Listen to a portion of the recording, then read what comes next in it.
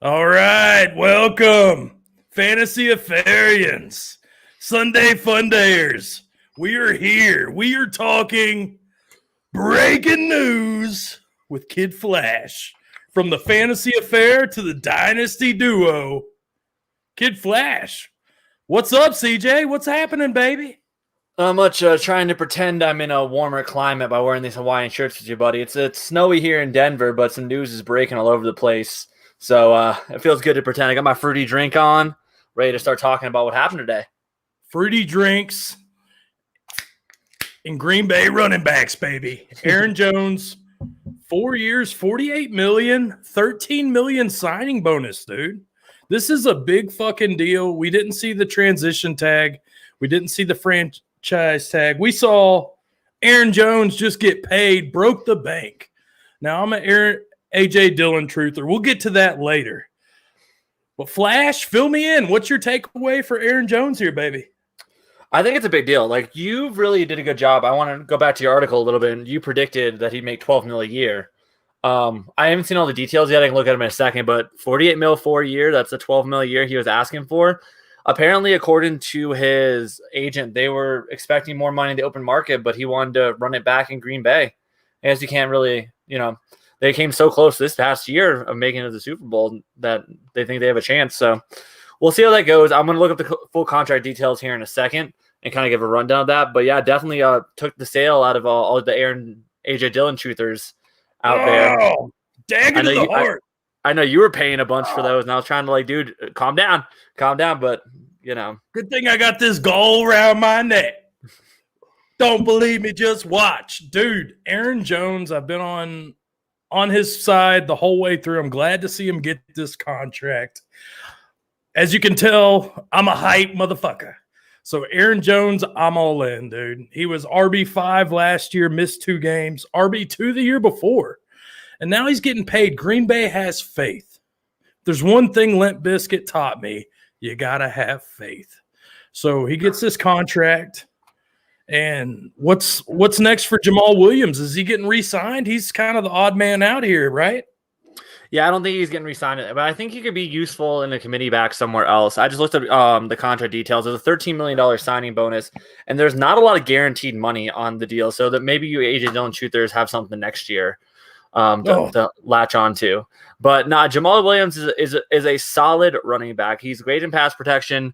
We've seen him step up when Aaron Jones has been injured over the years. I think he's going to find somewhere to be decent, but not sure how fantasy relevant he's going to be. Yeah, to me, Jamal Williams has had it's funny that Jamal Williams was this prospect that coming out, people had him higher over Aaron Jones. He was drafted a round earlier, actually. How nuts is that? I think he had a better skill set for the start of the career because Aaron Jones is always that explosive back, 5th round pick, someone that could take it to the house. But you don't always see that come to fruition in the NFL like Aaron Jones. He's kind of the anomaly.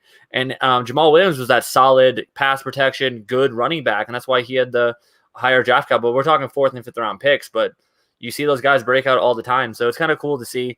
But again, I'm not sure what the market will be for Jamal Williams. Chris Carson's still available. He's not a priority ad for most teams, and the running back usually isn't either. So we're on Aaron Jones here. I'm a truther.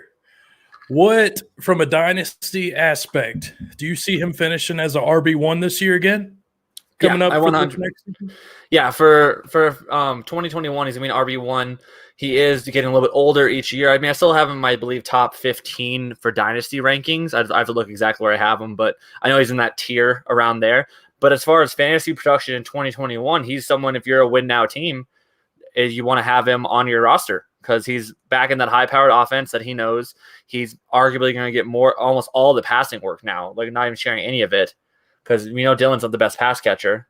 So the only thing to worry about is who's going to be the goal line back. But either way, we've seen that split over Aaron Jones' entire career. He's been a top 5 back.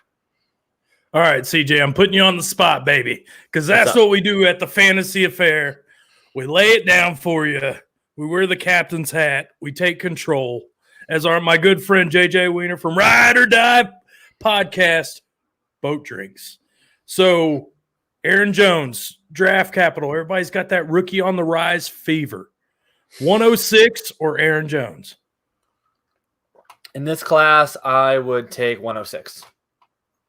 That's bold, Cotton. RB1. That's a good line. That's a good line. Yeah, it's realistic. If we're talking super flex tight end premium in a non super flex league, I would take the Aaron Jones. But in a super flex league, because the quarterbacks push him down, I would take the 106. Do you think this situation's better than what Aaron Jones might have walked into with San Francisco or Miami? No, I don't think so, but we know what the situation is at least. That's something I think he could have got a bigger workload, but we don't know what he could have done with that workload. He could be one of those players that does better on limited snaps. We've seen like a Lamar Miller and players like that over the years play better. Lamar Miller. Throwback, dude. Just those kind of players that like they're very, very good when they're in their prime, but when they add more snaps, it actually lowered their efficiency. So we know what he's going to be. The problem is we don't know how long it's going to be. And that's why like that was a good line, but I think I would just lean that way. With the 107, 108, I might have to start thinking about Aaron Jones, but I think he's an exceptional talent. And I would just want to see all the contract details, but I think it's a great situation for him. Slight wear and tear, not as much as most RBs that are hitting up there in age, but from one RB who just got signed to another one who just got promoted back to the bench. AJ Dillon, dude. You know, Matty Daddy's been on fire, trading Robert Woods, trading Mike Evans, just taking my cards. I'm all in. And now on the 14th of March, the Matty Daddy's sitting back here asking for some grief counseling from Kid Flash. Tell me, baby, if you're an AJ Dillon owner, what's your next step? You have to hold. Like you can't get value from him. You can't tilt trade him as much as I want to tilt trade offer you right now on him. It's the fact that you've either invested a lot into him or you held him for this long. You should hold on to him longer because we have seen the RB2 in Green Bay be useful. We've seen Jamal Williams be a flex-worthy asset inside of there. So that's something to consider as well. Plus, by all means, he could just become the goal line back. We don't know what the whole split's going to be. I don't think he's going to be RB1, though I never thought he was going to be RB1, but maybe we're trying to see that low-end RB2, high-end RB3, and then he's one injury away from being an RB1, essentially. Well, that's the bright way of looking at it. So before we move on to the next big news, any takeaways, Aaron Jones, AJ Dillon, before we close this chapter of Sunday Funday? One thing I want to say is people that had AJ Dillon didn't lose. They just didn't gain. And sometimes you need to remember that for the assets you have. The only people that lost with AJ Dillon are the ones that bought the hype. So that's how you have to think about it. So if you just held him and it didn't work out, you're still fine. How about the hype, CJ? I'm feeling it today. Oh, but you know what makes you feel better? When you bought in too much of AJ Dillon, you just pop open another cold one because it's Sunday Funday at the Fantasy Affair. So, as Jay-Z would say, on to the next one. Drew Brees retired, 20 years in the league. He started out in San Diego. You saw him basically getting written off, replaced by Rivers. Has that shoulder injury. Miami picks Dante Culpepper over Drew Brees. So Drew Brees goes to New Orleans to kick ass and take names with Sean Payton. 20 years in the league. Any Drew Brees takeaways? My favorite quarterback of all time. I'm a Saints fan, so it's hard to see. Like, I knew this was coming, and I think it came at the right time. He went through that really tough injury this year with all the rib injuries, and you can't ask for more than what he gave on the field. But it's definitely going to be a interesting what they do with the offense. So it's going to be interesting to see. They're still trying to like clear off cap space. I'm sure we'll talk about that in a second. Oh yeah, but we're take away from Drew Brees. It's gonna be weird to watch another quarterback. Are you a Saints fan? Is that I correct? am. I'm wearing my Saints pants right now, actually. So hey, at least you're wearing pants, dude. Yeah, that makes one of us, I bet. Hard to keep these puppies down, baby. Drew Brees, man. For me, I'm a I love the veteran quarterbacks. I love these QB2s that have QB1 weeks. I can play the matchups, and they perform. So I've always been a Brees fan. I've always wanted them to just add another weapon to this offense because you've seen the tight end struggle. You've seen it just be Michael Thomas. We saw what happened last year. So moving on into the future, we're going to the millennium. We're talking 2021, 2022. Taysom Hill, dude. 4 years, $140 million. And then wait. Winston is their projected starter. In the words of, I don't want to miss any wrestling mat fans out there, but what's up with that? I don't know. This Taysom Hill contract, it's kind of funny. The only two quarterbacks to ever get $140 million 4-year extension are Russell Wilson and Taysum Hill. And you can't even give the man the respect to spell his name right in the thing down there. So, oh, dude, come on! How do you spell it? It's OM instead of UM, but it's the Miller Lite talking. Yeah, it's all good. But it's not a real contract. It's like funny money. They essentially did it to knock down the contract to 7.5. They saved $7.5 million on the cap, and it's all voidable. So pretty much they can get rid of pretty much all of it and not have to retain any of it. So. They're trying to get that. I think they're still like 16 million over the cap or something like that, but they were like 81 million a week ago. So they've been slowly trickling it down where they can actually get somebody. But as far as it goes, I still don't know if we can sign Jameis Winston. Like as a Saints fan, like I'm sure they'll find a way that the cap isn't real, but it's all monopoly money at this point. Dude, it doesn't matter. Like in the real world, this would be completely illegal to do to back in some of these contracts, but the NFL is not the real world, but I don't know. Like, it's still trying to figure out how we're paying him, but I'd rather see Jameis under center than Taysum. And I love Taysum Hill as a player. I love him as a player. It was hard to watch him as a quarterback. I'm not going to lie.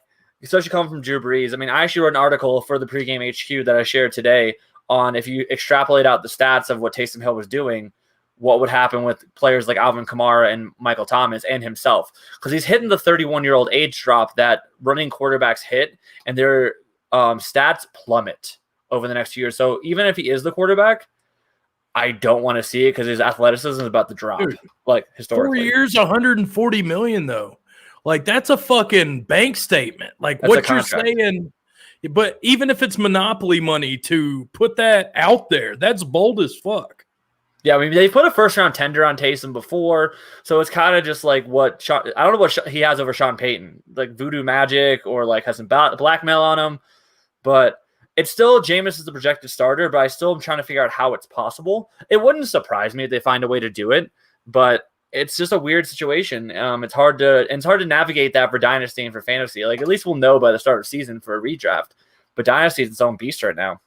All right, so let's go back to Taysum. Yeah. You don't believe he's the starter? I hope not, but it would make sense if they do 1 year with him. So here's my question. Winston gets signed by Denver. Okay. He goes to Denver. Taysum's your starter. Great spot. He just put up 24.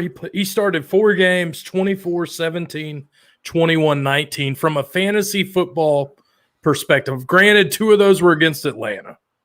Mm-hmm. What do you see the outcome of a year of Taysum as starter? What's your fantasy quarterback ranking or outcome? Is he a high-end QB2? Is he sneaking into that QB1 weeks or what? For fantasy, I think he's a QB1. I think he just has the leg ability and the way he runs the ball. I think every game he's playing, he will be a QB1, like a back end, like 9 to 12, somewhere around there. But for Dynasty, it's different. But this is one of the quarterbacks. I talk about Jalen Hurts, too. I would want him in a 1 QB league, but I'm not sure how well I'd want him in a 2 QB league. As weird as that sounds. That is weird. Is it the up and down or what? No, for a 1 QB league, I only care about upside. I don't care anything besides can he get me a top 6 finish. For a 2 QB league, I need upside and floor. So I'd rather have, because he would presumably be my QB2. So he's a little bit lower in those rankings for me.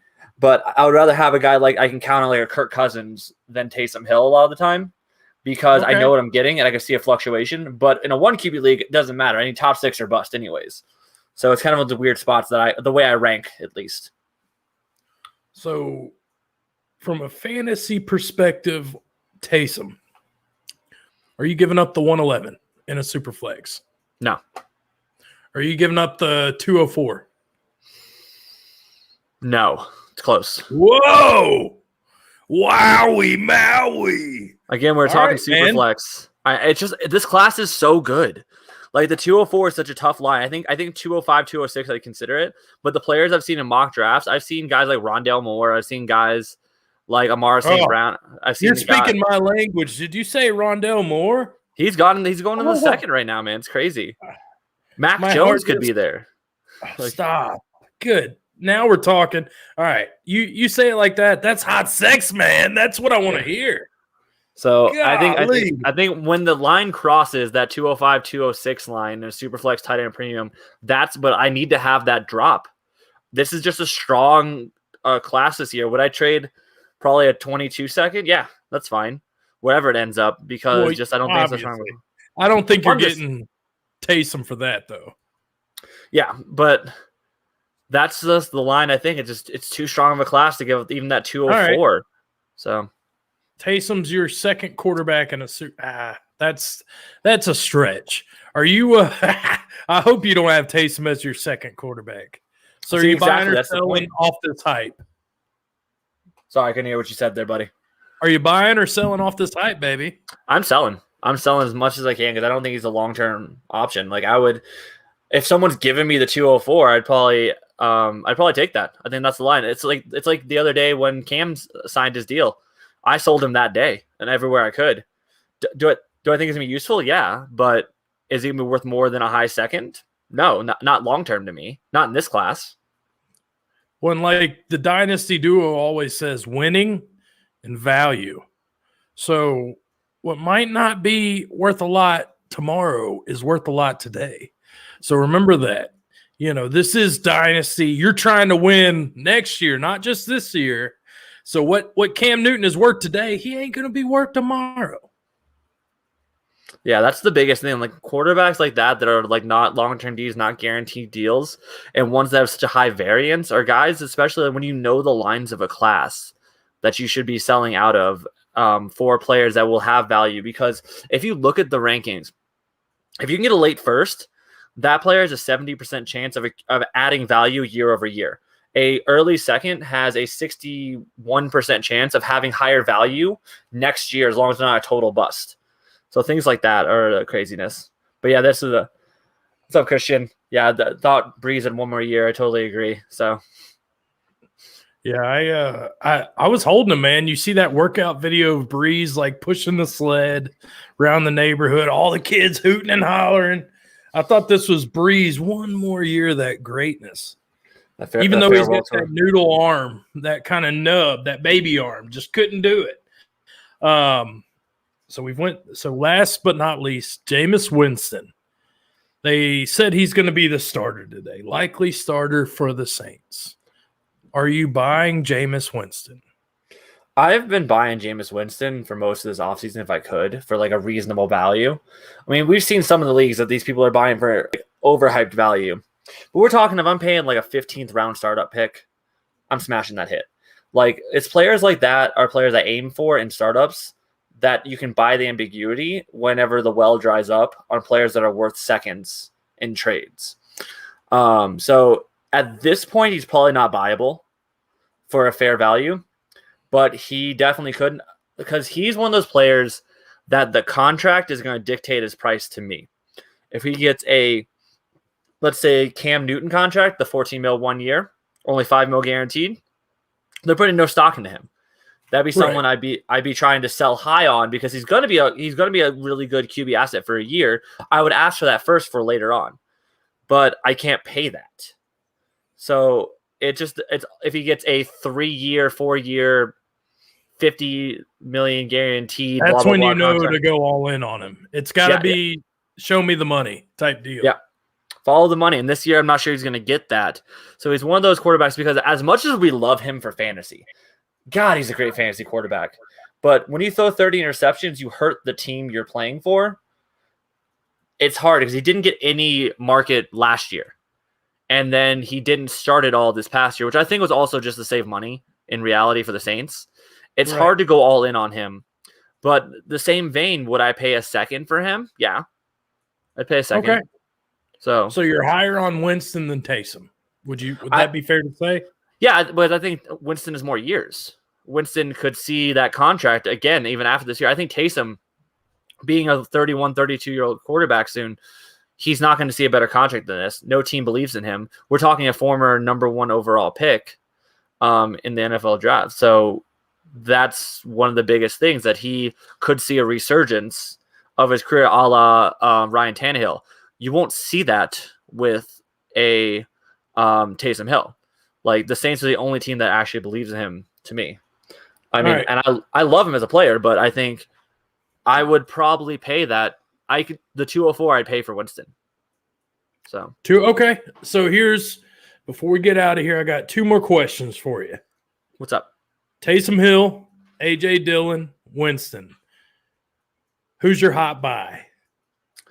For their price right now, AJ Dillon. AJ Dillon. Because I've seen him sold today for like late seconds, things like that. So I think that's worth it, because it's one of those guys like a Tony Pollard. He's 1 injury away, and a late second is a different line than an early second in this class.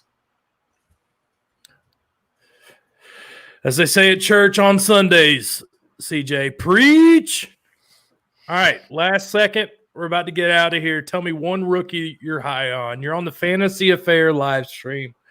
We're talking the breaking news, but everybody's got that rookie fever. Give me your one rookie that you're cashing in on. This is your guy.